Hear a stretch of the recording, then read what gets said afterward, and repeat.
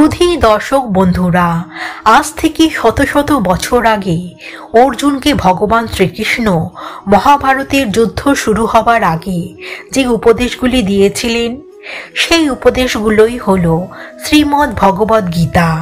এই গীতার বাণী আজকের দিনেও খুবই প্রাসঙ্গিক। তাই আমার কৃষ্ণ প্রেরণা ইউটিউব চ্যানেলের আজকের নিবেদন শ্রীকৃষ্ণের সেরা 10টি বাণী। ভগবান শ্রীকৃষ্ণ বলেছেন, আমি সৃষ্টি, আমি পালনকর্তা, আমি এই সৃষ্টির সংহারক।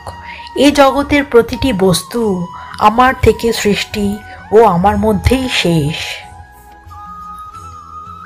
যে ব্যক্তির মন তার শত্রু এবং বন্ধুদের মধ্যে সম্পূর্ণ ভেদাভেদহীন, কেবলমাত্র তিনি পরম শান্তির অধিকারী। ষড়রিপুর উপর প্রভূত নিয়ন্ত্রণই হল একজন সফল মানুষের প্রধান পরিচয়। অন্ধকারময় সময় হল জীবনে সঠিক আশার আলোর পথপ্রদর্শক। সততার সাথে কর্ম করতে জীবনে বহু বাধার সম্মুখীন হতে হবে।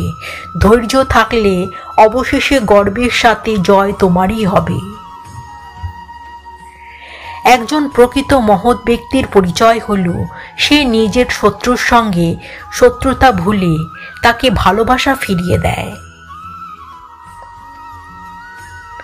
যে ব্যক্তির মধ্যে অহংকারের মাত্রা যত বেশি থাকে, সেই ব্যক্তির মধ্যে তার জ্ঞানের পরিধি ততই কম থাকে।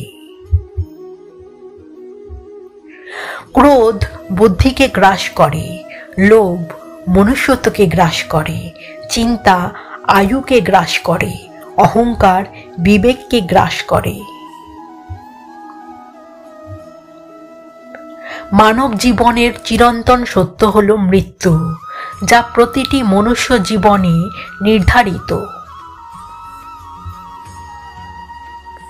বিবেক ও বুদ্ধি হল মানুষের পরম সম্পদ, যা সঠিক সময়ে জীবনে সঠিক দিশা বেছে নিতে সাহায্য করে। যদি আজকের এই ভিডিওটা ভালো লাগে, তবে একটা লাইক, শেয়ার ও সাবস্ক্রাইব করার অনুরোধ রইল। হরে কৃষ্ণ।